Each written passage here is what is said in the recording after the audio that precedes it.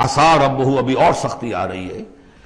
امید ہے کہ ان کا رب ان طلقکن، اگر تم سب کو طلاق دے دے،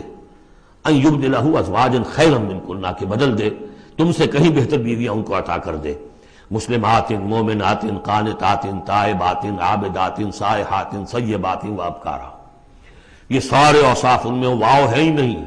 بیک وقت یہ سارے اوصاف ہوں، مسلم بھی ہوں، مومن بھی ہوں، فرما بردار بھی ہوں، توبہ کرنے والیاں، عابدات عبادت گزار، سائحات دنیا کی لذات سے کنارہ کش،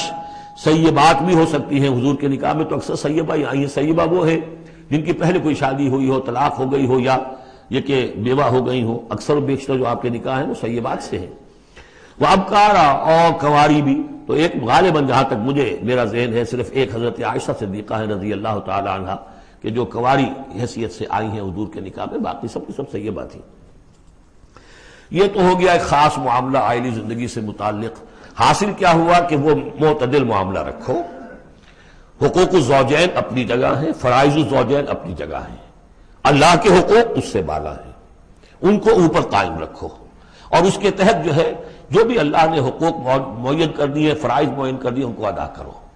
لیکن یہ کہ ادھر اگر ہو گیا معاملہ تو بھی سلیقے سے ہو، بات نہیں بن رہی ہے، اگر رخصت کرنا تو شرافت کے ساتھ اس کے یہ قواعد و ضوابط ہیں، اور اگر ادھر جانا ہے تو روکو اپنے آپ کو